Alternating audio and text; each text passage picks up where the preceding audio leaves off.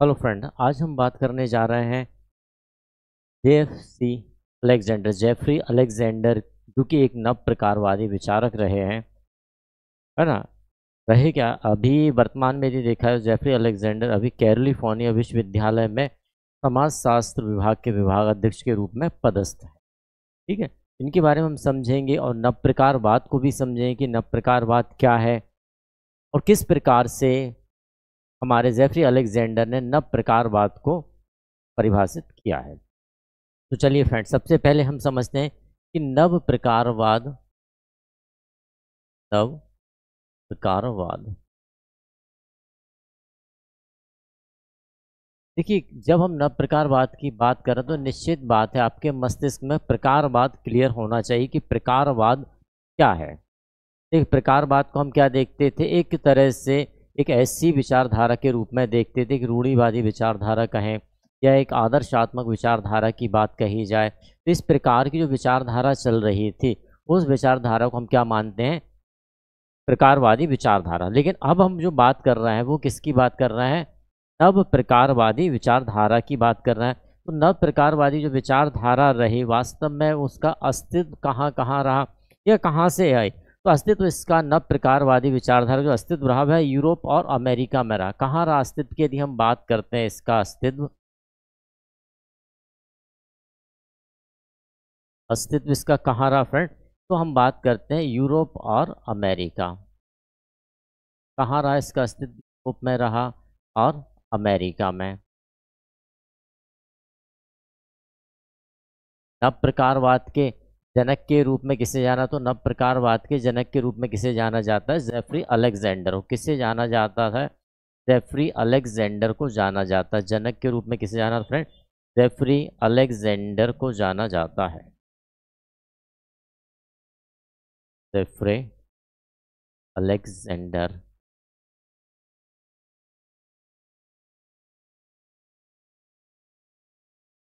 Alexander को नव प्रकारवाद का क्या माना जाता है भाई, जनक के रूप में देखा जाता है या माना जाता है। आगे यदि हम बात कहें तो यह जो नव प्रकारवाद रहा, वास्तव में प्रकारवादी क्या हम देख सकते हैं इसमें, तो प्रकारवादी यथास्थिति की प्रक्रिया के स्वरूप जो प्रकारवाद रहा, तो हम स्पष्ट कह सकते हैं कि प्रकारवादी प्रकारवादी यथास्थिति के यथास्थिति प्रकारवादी जो है, देखिए प्रकारवादी क्या चाहते थे कि जो एक व्यवस्था बन गई है वह व्यवस्था यथावत चलती रहे, यानी कि जो एक बार समाज में व्यवस्था बन चुकी है वही व्यवस्था आगे भी चलना चाहिए, यानी कि उसकी यथास्थिति बनी रहनी चाहिए।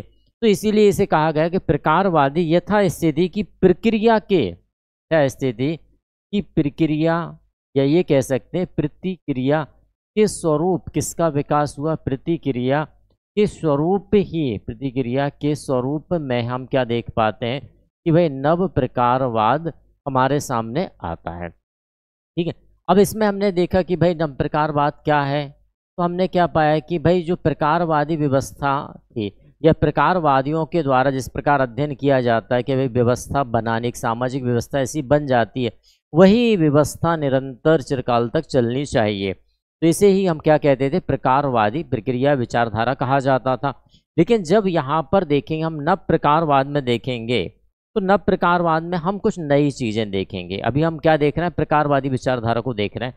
प्रकारवादी विचारधारा में क्या था भाई, व्यक्तिवाद का विरोध किया गया यहाँ पर, इसमें नव प्रकारवाद में इसका व्यक्तिवाद का विरोध,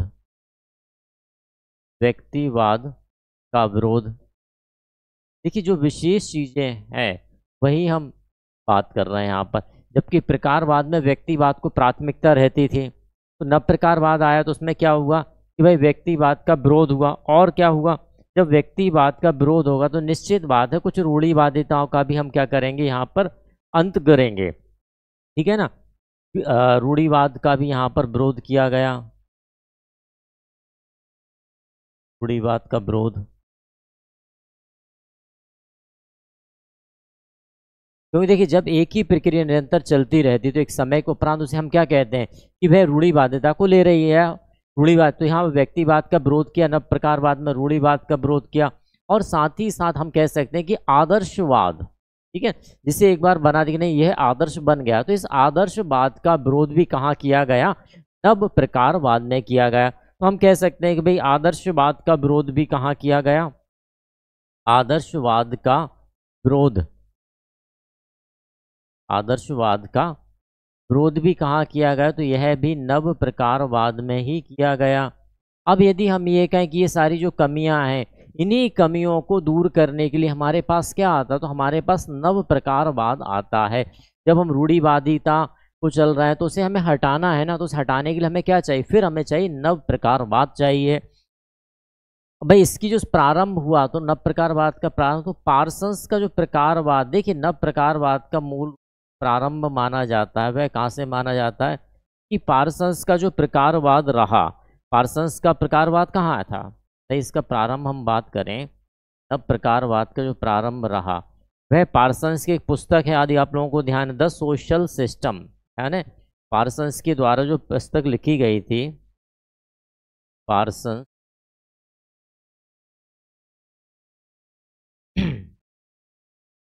के प्रकारवाद के कारण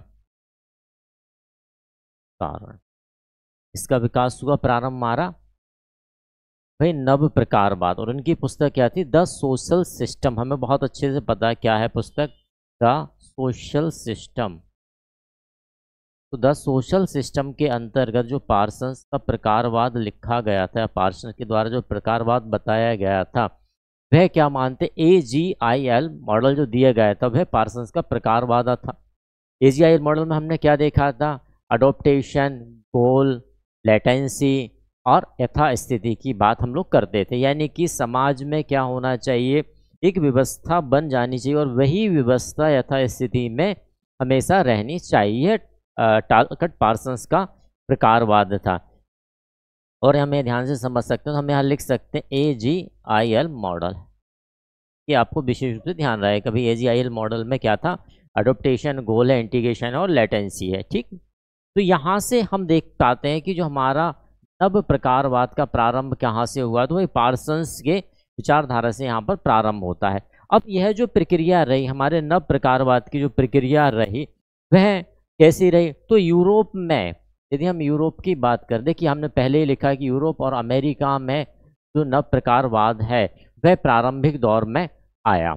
अब यहाँ पर कौन कौन से विचारक रहे या किस प्रकार के विचारकों के द्वारा यहाँ पर नव प्रकारवाद को प्रारंभ किया गया, तो यूरोप के जो नव प्रकारवादी रहे, यहाँ पर हम किसे देखते हैं, निकोलस लोहमैन को देखते हैं, किसे देखते हैं, निकोलस लोहमैन को देखते हैं हमारे यूरोप में, ठीक है। और किसे देखते हैं भाई, हैबरमास को देखते हैं, किसे देखते हैं, हैबरमास है हमारे, गिडिंग्स हैं, हैबरमास, हैबरमास है यूरोप में, गिडिंग्स है यूरोप में। तो यह सभी विचारक कहाँ से संबंधित है, हमारे यूरोप के नव प्रकारवाद से। देखिए जो नव प्रकारवाद रहा वह यूरोप और अमेरिका में, ऐसा हम कह सकते हैं कि प्रारंभ हुआ, लेकिन एक लाइन कहाँ चली गई भाई, एक लाइन चली गई यूरोप और दूसरी लाइन कहाँ आ गई, अमेरिका में रही। तो इस प्रकार से हम दो प्रकार से अध्ययन यहाँ पर नव प्रकारवाद का करते हैं। यूरोप में जो हमारे विचारक रहे, निकोलस लोहमैन रहे, हैबरमास रहे, गिडिंग्स रहे, जॉर्ज रिटजर रहे, ठीक है ना, क्या नाम है, जॉर्ज रिटजर, यह भी हमारे यूरोप की ही शाखा से संबंधित थे। अब यदि हम बात करें यूरोप के साथ साथ कि भाई अमेरिका में कौन रहे, या हम यह कहें कि भाई अमेरिका में जो नव प्रकारवाद रहा वह नव प्रकारवाद कैसा रहा, या यहाँ पर कौन से विचारकों के द्वारा नव प्रकारवाद को प्रारंभ किया गया था। तो अमेरिका के अनुसार, या अमेरिका में जब हम देखते हैं तो जेफरी सी अलेक्जेंडर का नाम सबसे पहले आता है, क्योंकि जनक के रूप में हमने यहाँ पर देखा। तो अमेरिका की विचारधारा के आधार पर हमने क्या देखा, जेफरी सी अलेक्जेंडर, ठीक है, जेफरी सी अलेक्जेंडर।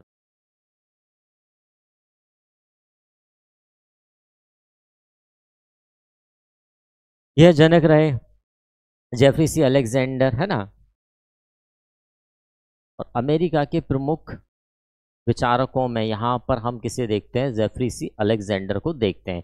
और आपके सिलेबस में भी सिर्फ क्या है, जेफरी सी अलेक्जेंडर ही है। तो विशेष रूप से हमारा जो फोकस रहेगा वो यही रहेगा। तो जेफरी सी अलेक्जेंडर ने नव प्रकारवाद के बारे में क्या कहा। जेफरी सी अलेक्जेंडर कहते हैं कि नव प्रकारवाद कोई नई विचारधारा नहीं है। क्या कहा इनके द्वारा कि यह विचारधारा नहीं है, यह क्या है, कोई विकसित सिद्धांत या विचारधारा से मनाही करते हैं। यह कहते हैं कोई विकसित सिद्धांत नहीं, अब तो विकसित सिद्धांत नहीं, इसके बारे में कहा जा रहा है। यह कहा जा रहा है हमारे नव प्रकारवाद के बारे में, है ना। तो विकसित सिद्धांत नहीं, अभी तो एक प्रवृत्ति मात्र है। क्या कहा है इन्होंने अभी, एक प्रवृत्ति मात्र है। यह किसके द्वारा कहा गया, तो फ्रेंड ये कहा हमारे जेफरी सी अलेक्जेंडर के द्वारा कहा गया। क्या कहा रहा है इनका कि कोई विकसित सिद्धांत नहीं है। देखिए सिद्धांत जो प्रक्रिया चली आ रही, समाज पहले से चला आ रहा, समाज के अंतर्गत व्यवस्था पहले से चली आ रही है, बस देखने का एक नजरिया बदला है। अब हमने एक तरह से देखे ना भाई, एक प्रवृत्ति के रूप में यह जेफरी सी अलेक्जेंडर से देख रहे हैं कि पहले की प्रवृत्ति क्या थी। पहले हम सिर्फ एक ही चीज को देख रहे थे कि भाई व्यवस्था बन गई, बनी रहे, बस इस व्यवस्था के आसपास क्या है, क्या होना चाहिए, या यदि जो आसपास है उसको भी यदि हम शामिल कर ले तो क्या कुछ अच्छे परिणाम मिल सकते हैं हमें। यह सारी चीजें अब हम देखेंगे नव प्रकारवाद के अंतर्गत। ठीक है, आगे चलते हैं भाई। यह कथन हमें ध्यान रखना है कि यह कथन किसके द्वारा कहा गया है, यह जेफरी सी अलेक्जेंडर के द्वारा कहा गया है। अब हम विशेष रूप से आते हैं कि जो जेफरी सी अलेक्जेंडर का नव प्रकारवाद रहा, ठीक है ना, वो क्या रहा। विशेष रूप से हमें समझना क्या है कि अलेक्जेंडर का जो नव प्रकारवाद रहा वो क्या रहा, तो हम उसे समझते हैं। अलेक्जेंडर का नव प्रकारवाद, अलेक्जेंडर का नव प्रकारवाद, नव प्रकार, विशेष रूप से जेफरी से अलेक्जेंडर नव प्रकारवाद को किस प्रकार से रखते हैं। तो अलेक्जेंडर का कहना क्या क्या रहा, इस विशेष रूप से हम समझें। देखिए बेसिकली जब हम देख रहे हैं कि नव प्रकारवाद एक रूढ़िवादिता के विरोध, आदर्शवादिता के विरोध, इन सभी के विरोध में ही हमारे पास नई प्रवृत्तियां आई।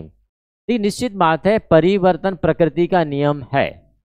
यदि समय के साथ साथ परिवर्तन होता जाए तो हम एक नई प्रवृत्तियों को देख सकते हैं, नए संसाधनों को देख सकते हैं, नई प्रक्रियाओं को देख सकते हैं।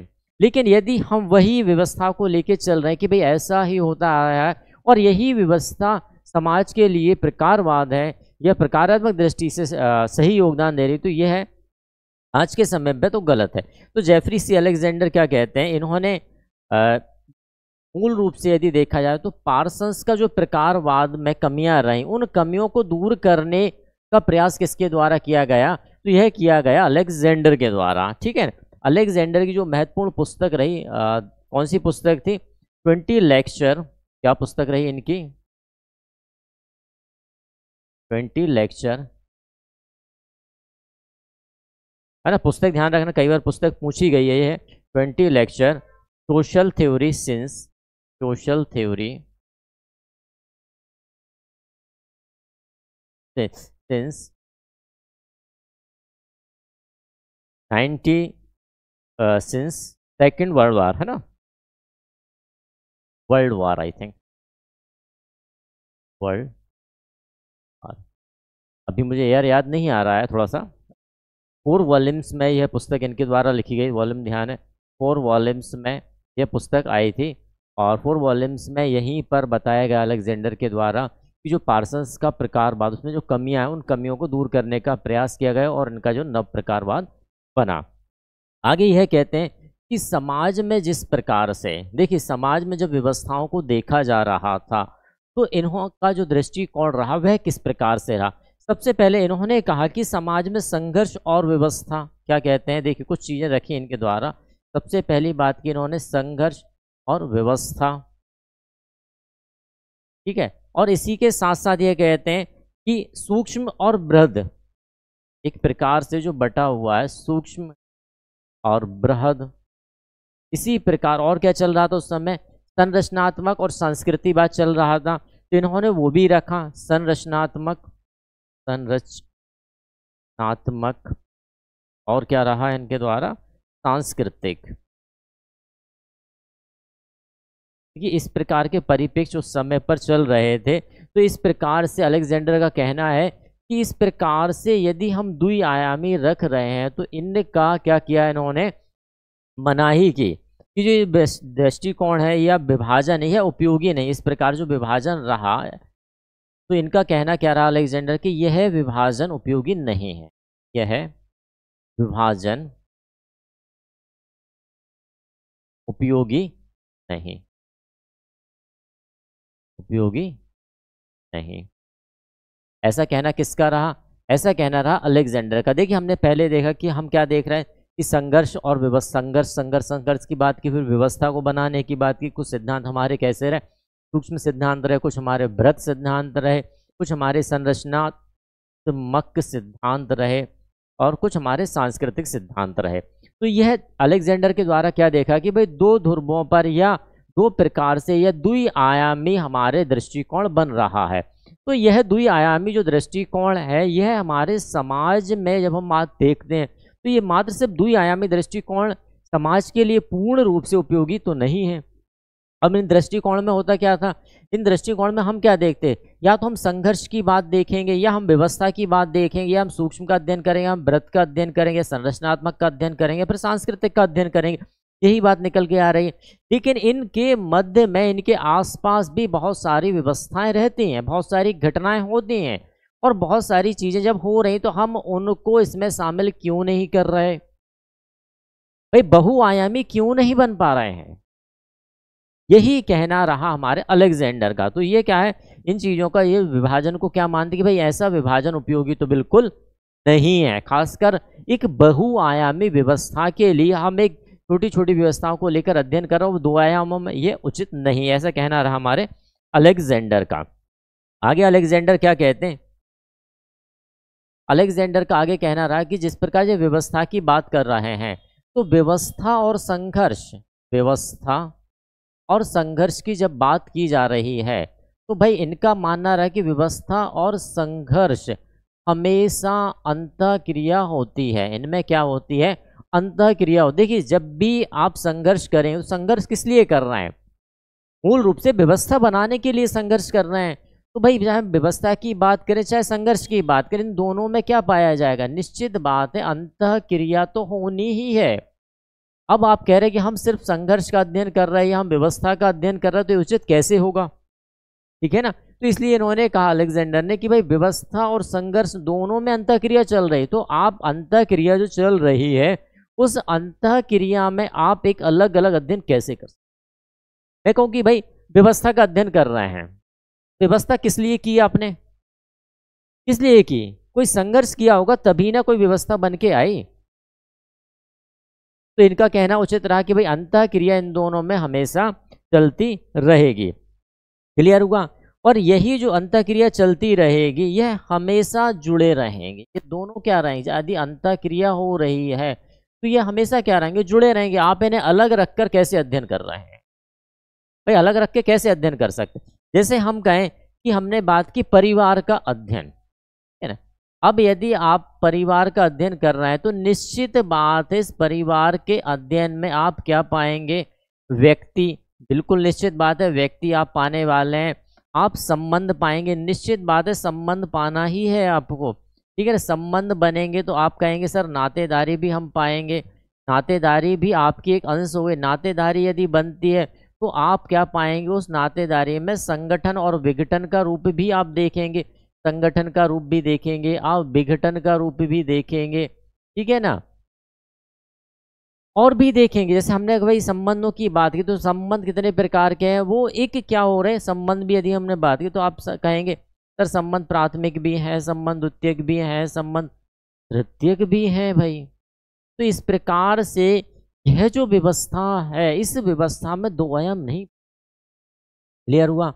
इसलिए इनका कहना रहा कि व्यवस्था और संघर्ष हमेशा क्या रहेंगे, जुड़े हुए रहेंगे, ठीक है। आगे जो हमारे अलेक्जेंडर वो क्या कहते हैं, कि यह जो प्रक्रिया है यह कैसी है, निरंतर, यह निरंतर चलने वाली प्रक्रिया है। यह कैसी है, निरंतर चलने वाली प्रक्रिया, निरंतर चलने वाली प्रक्रिया है।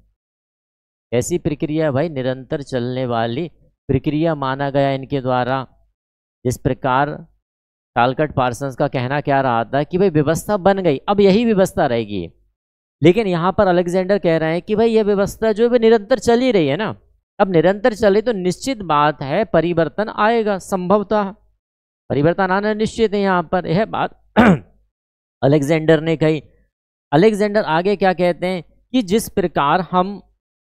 प्रकार आज नव प्रकारवाद की हम बात कर रहे हैं, किसकी बात कर रहे हैं, या ये कहें कि जिसे आज नव प्रकारवाद कहा जा रहा है, वह वास्तव में क्या है, वह संरचनात्मक प्रकारवाद का ही, ये आप देख सकते हैं, जिसे आज नव प्रकारवाद कहा जा रहा है, जिसे आज नव प्रकारवाद कहा जा रहा है, नव प्रकारवाद कहा जा रहा है, वह कहा जा रहा, वह क्या है, संरचनात्मक, वह क्या है, संरचनात्मक प्रकारवाद, वह संरचनात्मक प्रकारवाद, प्रकारवाद का संशोधित स्वरूप है, का क्या का संशोधित स्वरूप, स्वरूप क्या कहा भाई अलेक्जेंडर ने कि जिसे आज हम नव प्रकारवाद कह रहे हैं, वह वास्तव में क्या है, संरचना। देखिए संरचना में हम किसका अध्ययन करते हैं, समाज की संरचना का अध्ययन करते हैं, और संरचना समय के साथ बदलती अवश्य है। तो एक इनके द्वारा संरचनात्मक प्रकारवाद का संशोधित स्वरूप माना गया है। ठीक है, दोबारा लिख देते हैं अपन इसे, संरचनात्मक प्रकारवाद,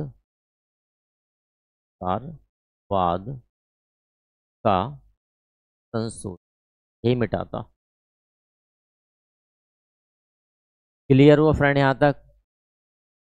पहले इन्होंने क्या कहा, व्यवस्था और संघर्ष दोनों को अलग नहीं कर सकते हैं, क्योंकि अंतःक्रिया निरंतर चल रही, और अंतःक्रिया यदि चल रही है निरंतर, तो हमने क्या, जब नव प्रकारवाद की बात कर रहे हैं, तो यह क्या है, वास्तव में संरचनात्मक प्रकारवाद का एक संशोधित स्वरूप है।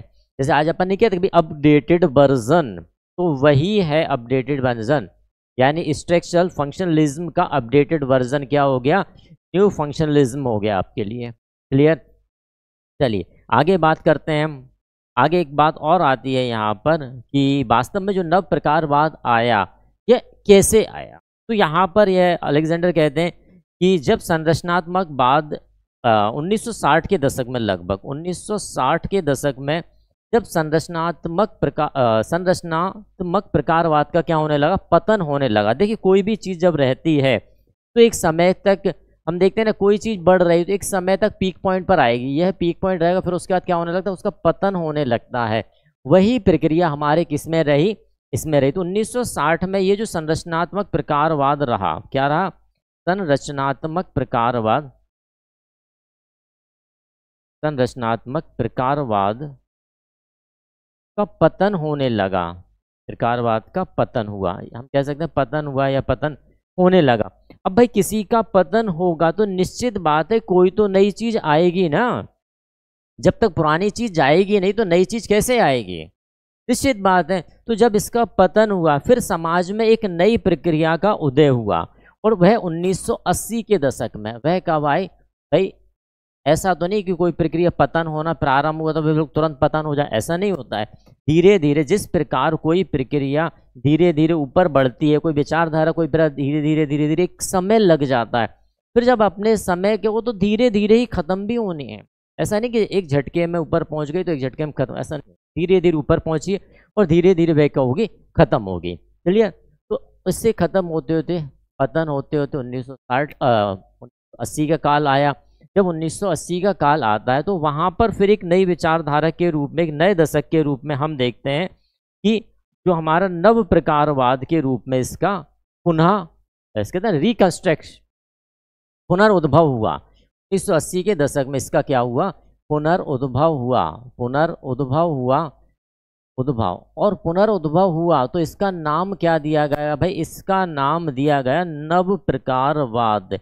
जो उद्भव हुआ तो उस समय नाम क्या मिला इसे? नव प्रकारवाद। क्या नाम मिला? न्यू फंक्शनलिज्म या नव प्रकारवाद इसका नाम रहा। क्लियर? यहाँ पर 1960 में क्या हुआ? 1960 में जब पतन हुआ किसका? संरचनात्मक प्रकारवाद का। तो 1960 से 70 और 80 का दशक, देखिए 80 का दशक जैसे ही आया तो उसको द्वारा से पुनरुद्भव हुआ और वो जो पुनरुद्भव हुआ उसे क्या कहा गया?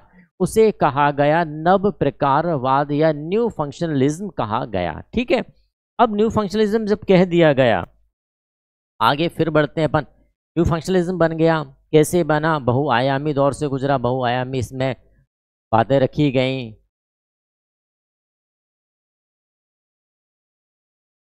यहीं पर आगे अलेक्जेंडर रहे 1985 में ही, और 1980 में, ऐसे नहीं,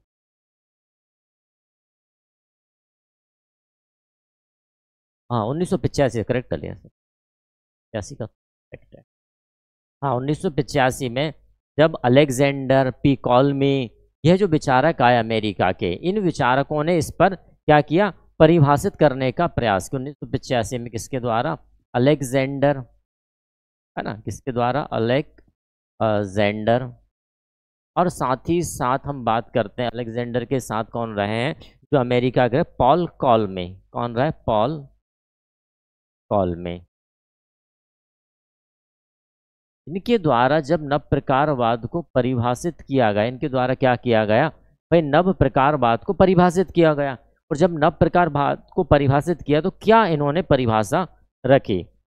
इनका कहना क्या रहा कि यह जो प्रकारवादी सिद्धांत की एक आलोचनात्मक धारा है। बहुत स्पष्ट कहा है इनके द्वारा कि जो नव प्रकारवाद है वह क्या है? प्रकारवादी सिद्धांत की, क्या कहा है इनके द्वारा? प्रकारवादी सिद्धांत की आलोचनात्मक धारा। प्रकारवादी सिद्धांत की आलोचनात्मक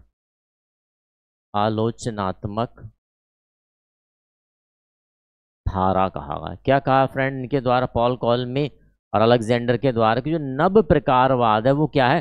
प्रकारवाद की सिद्धांतों की आलोचनात्मक धारा है। जैसे हमने कहा कि रूढ़िवादिता का खंडन किया गया, एक आयामी से बहुआयामी पर पहुंचा नव प्रकारवाद, आदर्शवाद से व्यापक या परिवर्तनशीलता पर पहुंचा नव प्रकारवाद। तो इसीलिए इनके द्वारा क्या कहा गया? आलोचनात्मक धारा कह के इसे पुकारा या संबोधित किया गया। ठीक है, और इनके द्वारा आगे क्या कहा? जो सैद्धांतिक आत्मा को बनाए रखते हुए प्रकारवाद के बौद्धिक स्रोत में विस्तार करता है। सैद्धांतिक आधार को बनाते हुए क्या कर रहा है?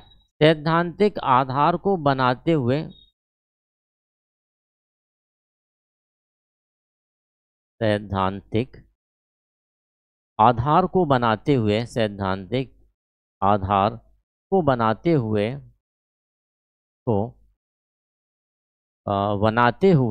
प्रकारवाद के कौन से स्तर पर? बौद्धिक क्षेत्र का विस्तार, बनाते हुए प्रकारवाद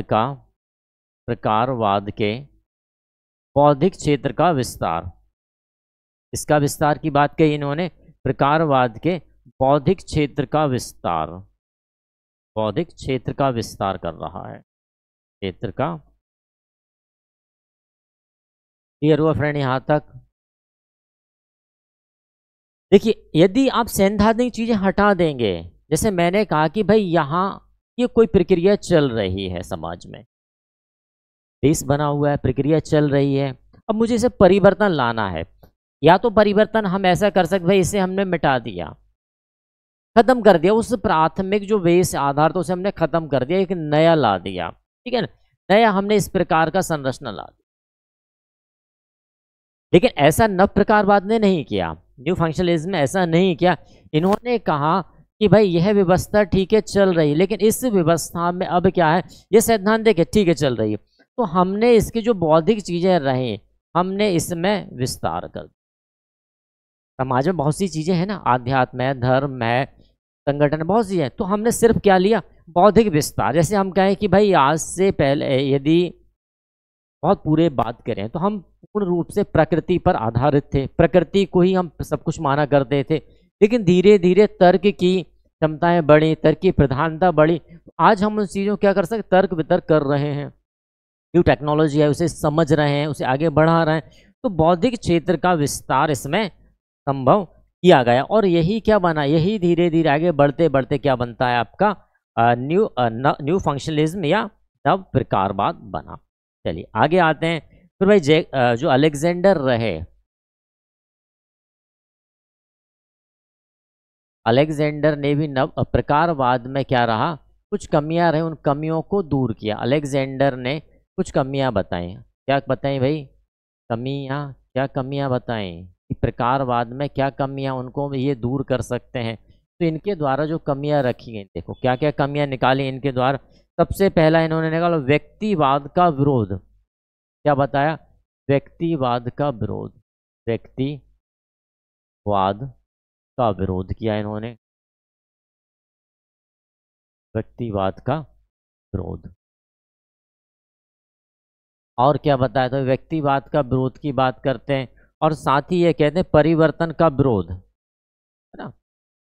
दूसरी की बात करें तो परिवर्तन का विरोध, यह क्या प्रकारवादी थे सब, परिवर्तन का विरोध। ये सारी जो कमियां हैं ये कहाँ निकल के आ रही हैं, ये सारी कमियां प्रकारवाद की निकल के आ रही हैं, परिवर्तन का विरोध। और क्या बात कही इन्होंने, परिवर्तन विरोध के साथ साथ यह बात करते हैं रूढ़िवाद की। किसकी बात करते हैं, रूढ़िवाद की, रूढ़िवाद की। भाई यह भी एक कमी रही हमारे प्रकारवाद में। फिर क्या बात कही, रूढ़िवाद के साथ साथ फिर ये आदर्शवाद की बात करते हैं। किसकी बात करते हैं, आदर्शवाद की। इसकी बात की गई इनके द्वारा, आदर्शवाद की बात की गई कि भाई आदर्शवाद भी एक कमी है हमारे इसमें प्रकारवाद में। नेक्स्ट कमी इनके द्वारा बताई गई है अनुभाविकता का विरोध। हाँ एक बात और आती, अनुभाविकता का विरोध, अनुभाविकता विरोधी अभी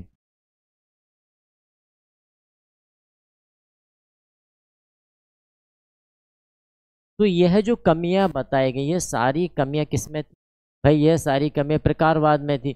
और इन्हीं कमियों को इन्होंने क्या किया, दूर करने का प्रयास। ये कमियां थी, इन कमियों को दूर करने का प्रयास, दूर करने का प्रयास किसके द्वारा किया गया, तो भाई जेफरी अलेक्जेंडर के द्वारा किया गया। क्लियर हुआ।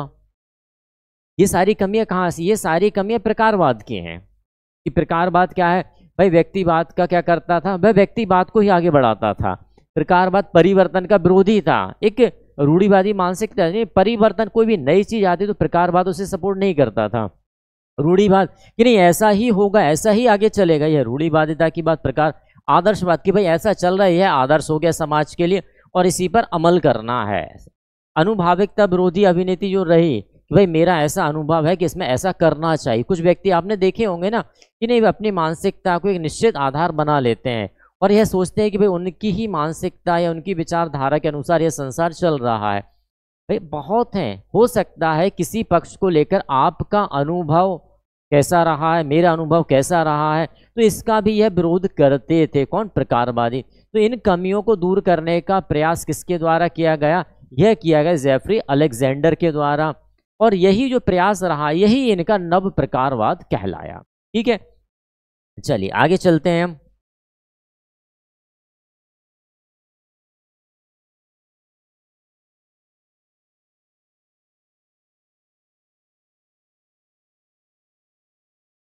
आगे अलेक्जेंडर क्या कहते हैं, अलेक्जेंडर का कहना रहा है कि अलेक्जेंडर देखिए थे तो हमारे पार्सन्स के ही शिष्य, है ना। तो पार्सन्स के शिष्य होने के नाते कुछ ना कुछ बातें तो वहीं से ग्रहण करेंगे। निश्चित तौर पर इन्होंने वही बात की। अलेक्जेंडर ने पार्सन्स के प्रत्यक्षवाद में, किसमें, पार्सन्स के प्रत्यक्षवाद में, पार्सन्स के प्रत्यक्षवाद में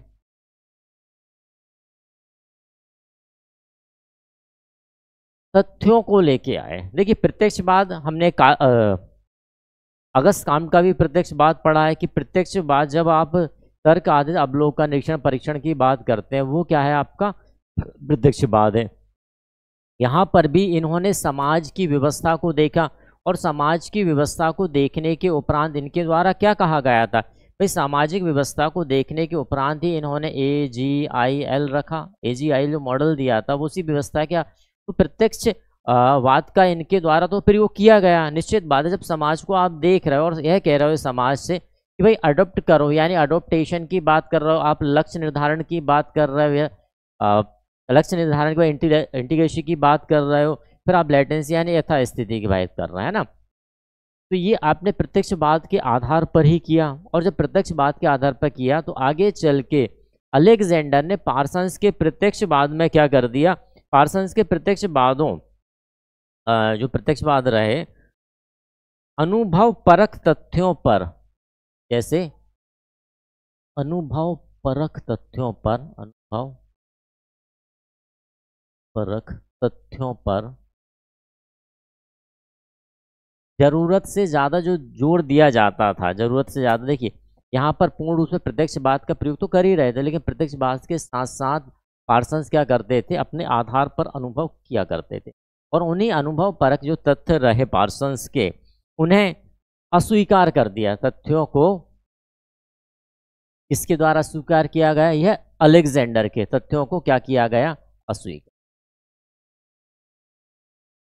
देखिए मैंने वही कहा ना कि भाई हो सकता है आप अपने अनुभव के आधार पर सारे कार्य कैसे संभव कर रहे हैं, निश्चित बात है। मैंने कहा आपकी परिस्थिति, जैसे कि हमने कई स्थिति में देखे, यदि कोई नियम, कोई सिद्धांत एक अलग पृष्ठभूमि पर लागू किया गया है, उस पृष्ठभूमि के अनुसार बनाया गया, तो यह निश्चित नहीं है कि वह हर एक पृष्ठभूमि पर वह सिद्धांत सफल हो। क्लियर। तो इसलिए इन्होंने क्या कर दिया, पार्सन्स जो प्रत्यक्षवाद था, उनके अनुभव परक जो तथ्य थे जो जरूरत से ज़्यादा दिखाए जा रहे थे, उन तथ्यों को क्या कर दिया, पूर्ण रूप से अस्वीकार कर दिया गया। किसके द्वारा, अलेक्जेंडर के द्वारा। और इन्होंने कहा कि हमें तार्किक आधार पर, और क्या कहा, स्वीकार करने के बाद कहते हैं कि तार्किक आधार पर, किसके आधार पर, तार्किक आधार पर, तार्किक आधार पर बेमेल तथ्यों को भी शामिल करना चाहिए। तार्किक आधार पर बेमेल तथ्यों को, कैसे, बेमेल तथ्यों को भी शामिल करना चाहिए, बेमेल तथ्यों को भी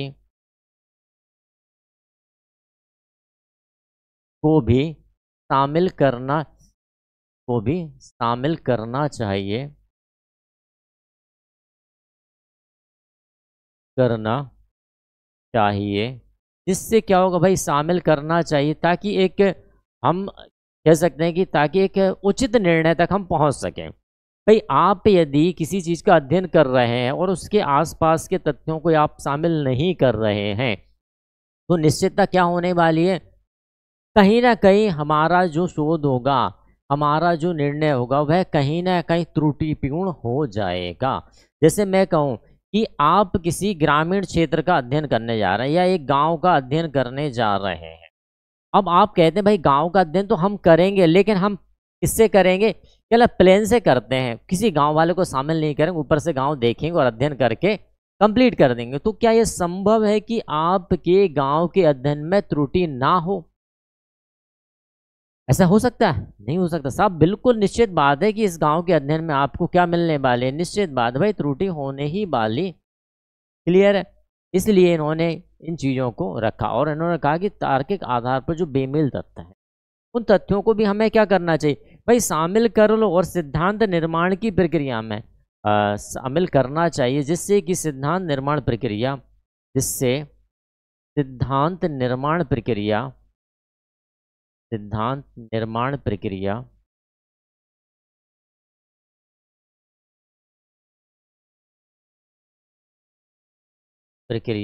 निर्णय तक पहुंच सके। यानी कि ये कह सकते हैं एक रिजल्ट या एक निर्णय पर सिद्धांत निर्माण प्रक्रिया निर्णय तक पहुंच सके, निर्णय पर पहुंचे। देखिए अब पहुंचने में तो वैसे भी पहुंच सकते हैं, लेकिन कहीं ना कहीं बात क्या है कि हम एक उचित निर्णय पर यहाँ पर पहुंचे। जैसे कि मैं कहूँ कि आप किसी बंद कमरे में कोई प्रयोग कर रहे हैं और वही प्रयोग जब आप एक खुले वातावरण में करते हैं, अंतर आपको अवश्य महसूस होगा। क्लियर है यहाँ तक? निर्णय तक पहुंचे या निष्कर्ष की बात हम कर सकते हैं कि निष्कर्ष या निर्णय दोनों एक ही है ना। बाकी में क्या कहते हैं, सामाजिक व्यवस्था में विश्लेषण में, सामाजिक व्यवस्था के विश्लेषण में इनके द्वारा और क्या कहा कि भाई सामाजिक व्यवस्था के विश्लेषण में, इसके सामाजिक व्यवस्था के विश्लेषण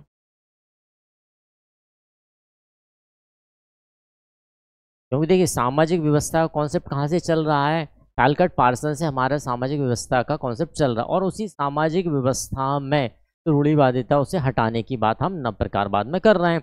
यहाँ पर जेफरी अलेक्जेंडर का कहना क्या है, भाई विश्लेषण में एकीकरण, विश्लेषण में क्या क्या बातें कही इनके द्वारा कि विश्लेषण में क्या है, एकीकरण, ठीक है, एकीकरण में संतुलन, संतुलन के साथ साथ एकीकरण, संतुलन के साथ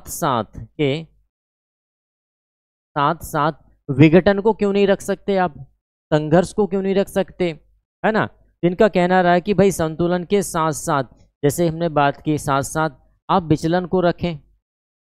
समाज में ऐसा तो नहीं कि सिर्फ और सिर्फ संगठन ही चल रहा है, विचलन नहीं हो रहा, एकीकरण के साथ साथ विघटन नहीं हो रहा है क्या। तो भाई इन्होंने कहा कि विचलन है, संघर्ष है, यह है क्या नहीं समाज में, बिल्कुल निश्चित बात है, दोनों चीजें हैं कि इनमें भी संभावनाओं को टटोला जाना आवश्यक है। इनमें भी क्या कर सकते हैं, संघर्ष में संभावना देखी जा सकती है, संभाव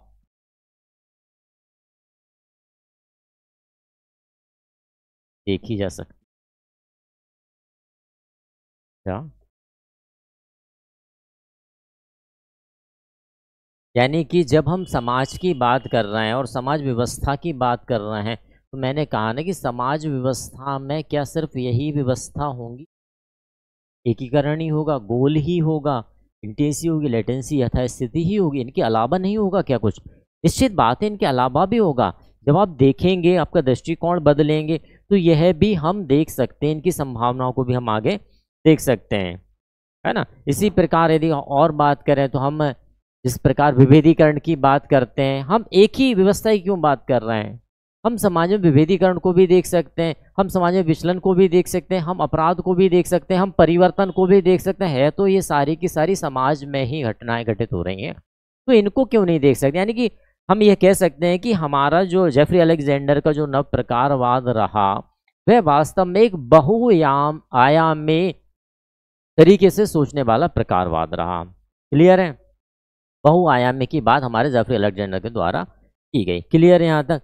आगे बात करते हैं भाई इनकी विशेषताएं क्या क्या रही। यदि हम नव प्रकार जेफरी अलेक्जेंडर की विशेषताओं को देखते हैं तो क्या क्या होंगे, तो यहाँ पर हम देख सकते हैं कि भाई जो हमारा मॉडल रहा, पहले का मॉडल हमारा क्या रहता था, विश्लेषणात्मक, अब वह मॉडल कैसा हो जाएगा नव प्रकारवाद, वर्णनात्मक। भाई बढ़ाते जाओ बढ़ाते जाओ, जैसे कि कोई इकाई आपने यहाँ पर ली, कोई इकाई ली अध्ययन के लिए, अब इस इकाई में जितनी भी इकाइयाँ हैं उन सभी इकाइयों को आप जोड़, ठीक है। जैसे हमने इस पर देखा है कि भाई परिवार है,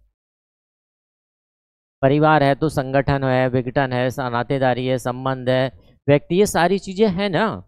तो यही चीज यहाँ पर बताया, यानी इसको क्या कर दिया गया, बहुआयामी बना दिया गया। यदि बहुआयामी है तो हम इसे कहते हैं भाई बहुआयामी, तो क्या चल रहा है भाई, नव प्रकारवाद की बात चल, नव प्रकारवाद बहुआयामी होगा भाई, एक आयाम नहीं, उसके सोचने के कई आयाम हैं, अलग अलग स्तर हैं। जैसे जैसे आयाम बदलते जाएंगे वैसे वैसे उसमें परिवर्तन आया जाए, क्योंकि परिवर्तन को सपोर्ट करने वाला है, यानी परिवर्तन का अनुसार सॉरी कार्य करने वाला हमारा क्या है, नव प्रकारवाद है। ठीक है, चलिए विशेषताओं को देख लेते हैं, क्या खास विशेषताएं रही अलेक्जेंडर के द्वारा हमारे नव प्रकारवाद में, क्या क्या खास विशेषताएं बताते हैं अलेक्जेंडर, है ना, नव प्रकारवाद में। तो सबसे पहले विशेषता क्या निकल के आएगी, समाज का वर्णात्मक मॉडल पर आधारित। जो नव प्रकारवाद है वह कैसा है, वर्णात्मक मॉडल पर आधारित। कैसा, वर्णात्मक मॉडल पर आधारित, वर्णात्मक मॉडल पर आधारित।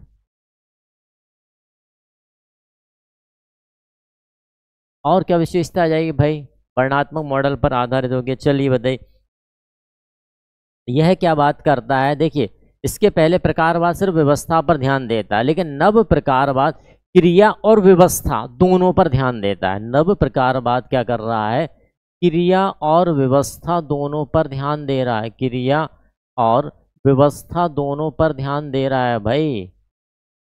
हाँ, दोनों पर ध्यान देता है कौन, नव प्रकारवाद।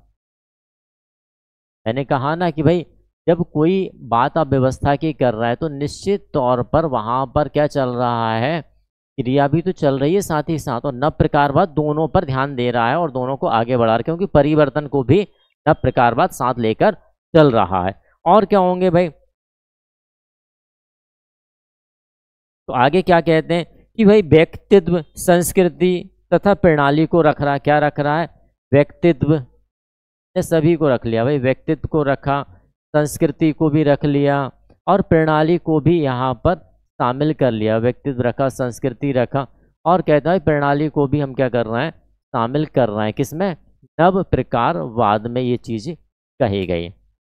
आगे और क्या कहते हैं, तो भाई इनका कहना रहा है कि भाई यह जो उपागम है नव प्रकारवाद, यह कैसा उपागम है, तो इनके द्वारा कहा कि बहुआयामी उपागम है। यह कैसा, बहुआयामी उपागम माना गया, किसे, नव प्रकारवाद को बहुआयामी उपागम माना गया, किसे भाई, नव प्रकारवाद को। क्लियर है। आगे और क्या खास बात दी गई है, तो हम और देख सकते हैं। बहुलवादी हो गया, एक कारकीय निर्धारणवाद को अस्वीकार। भाई जो एक कारकीय हुआ, जैसे कि हम पहले देखते रहे थे, एक कारकीय निर्धारणवाद को अस्वीकार किया गया। निर्धारणवाद को क्या कर दिया गया, इसमें अस्वीकार कर दिया गया।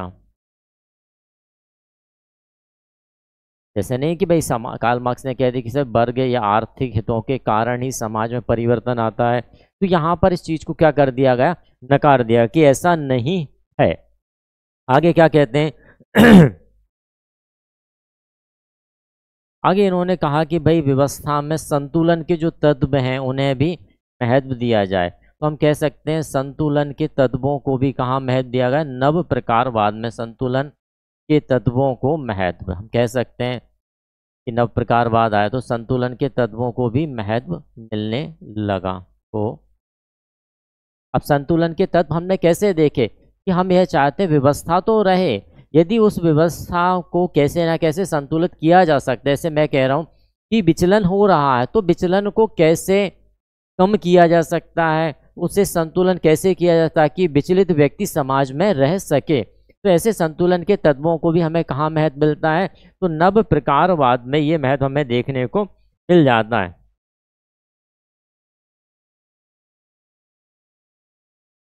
तनाव और उससे संबंधित जो संघर्ष रहा, तनाव और संबंधित संघर्ष को संघर्ष की प्रक्रिया को स्वीकार किया, किसने, नव प्रकारवाद ने।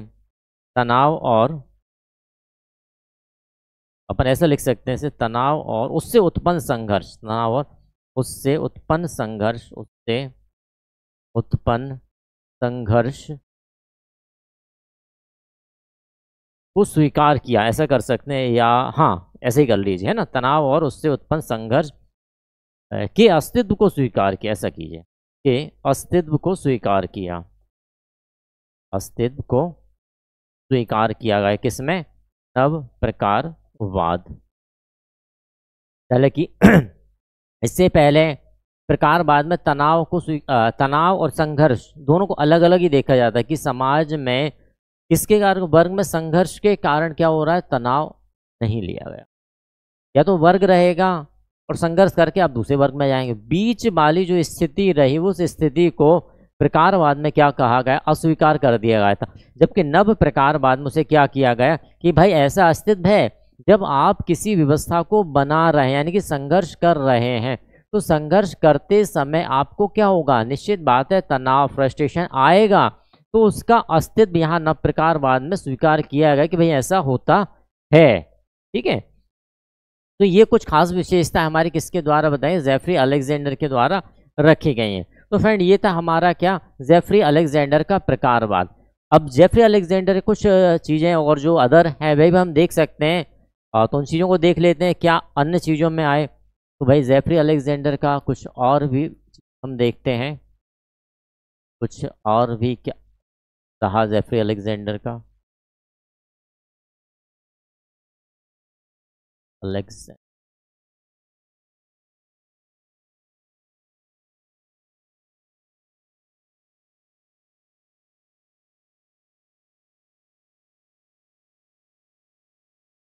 संस्कृति समाजशास्त्र की अवधारणा किसकी?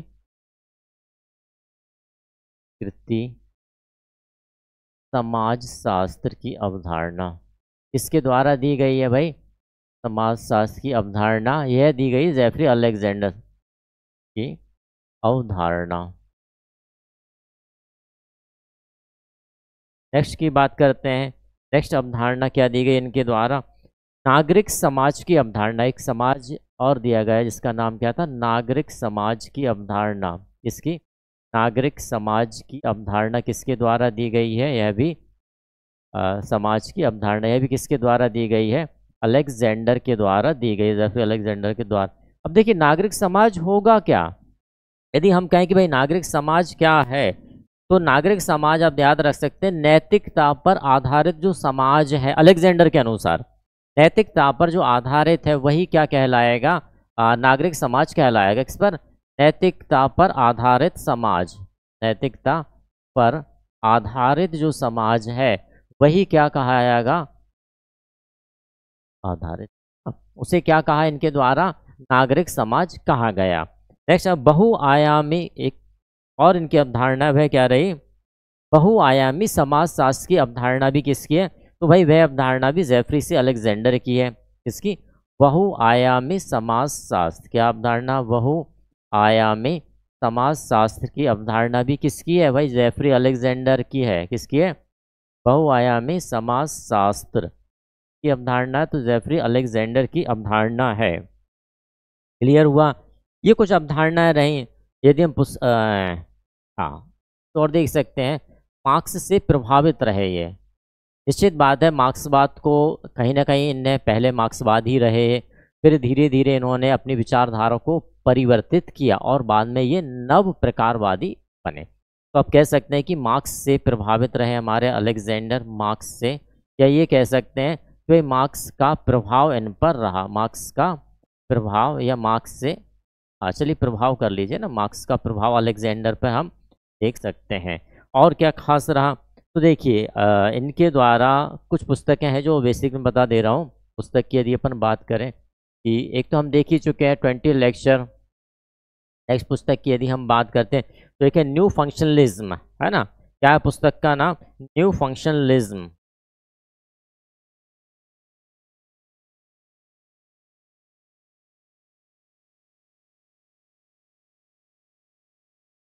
न्यू फंक्शनलिज्म इनकी महत्वपूर्ण पुस्तक रही है और ये प्रकाशित हुई थी 1985 में, है ना? कब रखी गई? तो 1985 में यह पुस्तक प्रकाशित हुई है। नेक्स्ट की बात करें भाई इनके, तो एक पुस्तक है theoretical logic in sociology.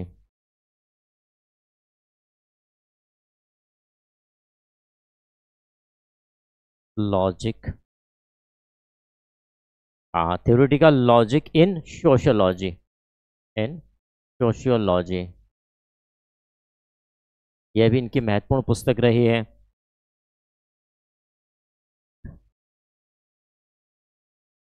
Action and environment पुस्तक और है इनकी, एक्शन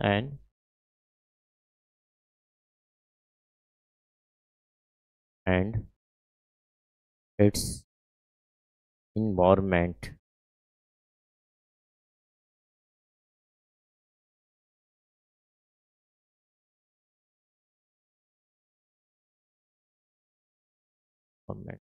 आई थिंक 1988, 1988, है ना? तो ये कुछ महत्वपूर्ण चीज़ें रहीं जो हमारे जेफरी अलेक्जेंडर के द्वारा रहीं। तो फ्रेंड आई होप आप सभी के लिए वीडियो पसंद आया होगा। पसंद आता है तो वीडियो ज़्यादा से ज़्यादा शेयर करें और चैनल को सब्सक्राइब करें और जुड़े रहें हमारे यानी सृजन एकेडमी परिवार से साथ। क्लास को लाइव देखने के लिए आप हमारे ऐप को इंस्टॉल कर सकते हैं गूगल प्ले स्टोर से। यहाँ पर आपको लाइव क्लासें और हमारे सृजन एकेडमी परिवार के द्वारा संचालित सभी गतिविधियों की जानकारी आपको मिलती रहेगी।